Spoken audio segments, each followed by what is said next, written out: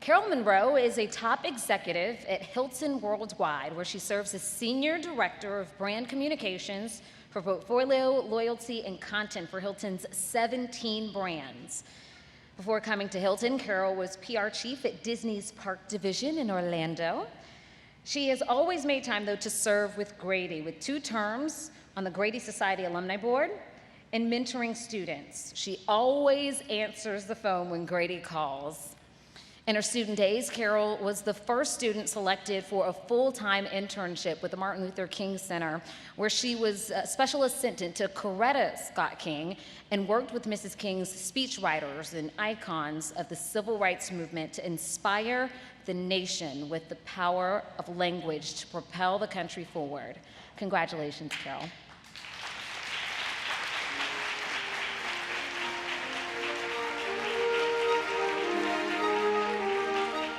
Good evening. I wasn't sure if my speech that I had pre-written would be here in the book or not, so I brought it with me. Oh, there it is. It magically appears. Love that. Okay, but I always had a backup plan. It's here on my phone in case you're wondering why I have my iPhone with me. And by the way, I composed it sitting at a bar with my husband.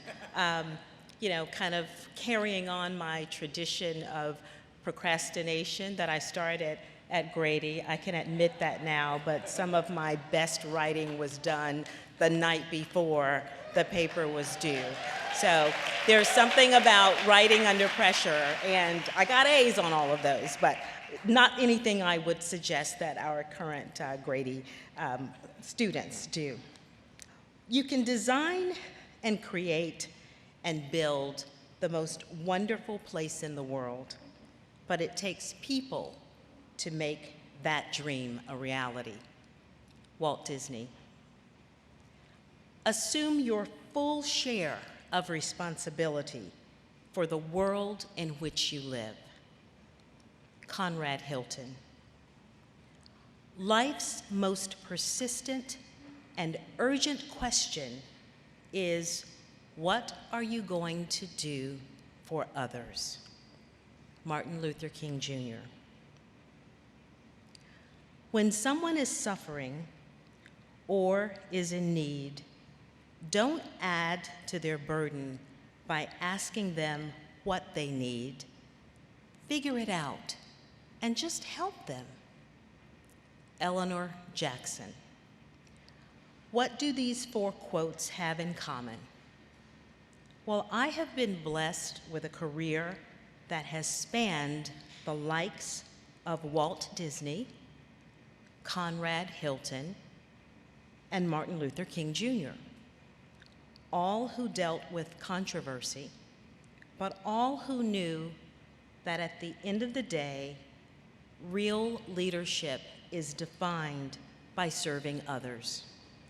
That's why I am so very appreciative of the honor that induction into the fellowship bestows, a recognition not only of career success, but most importantly, of service. While working on my acceptance speech, I've been reminded that the names we place on things matter. You know, other universities have simply a college of communications, and I've always been struck by that. But Grady is the College of Journalism and Mass Communications. I appreciate this distinction because my career has spanned both worlds, and so many of our graduates leave this place with skills that allow them to go in so many diverse career directions. Now, more than ever, it's important to distinguish the additional training, responsibility, and service leadership a journalism degree infers. Now more than ever, it's equally important to note the heightened responsibility that goes with disciplines associated with mass communication due to social media's immediate global reach and the influence on people's actions that it has, both positive and horrific. The last quote I read was from one of my icons that you wouldn't know. Well, a couple of people in the room who accompanied me here tonight do know. I've always admired how my mother, Eleanor Jackson, always knew just the right thing to do for others in need, whether they were in mourning or just going through a tough time.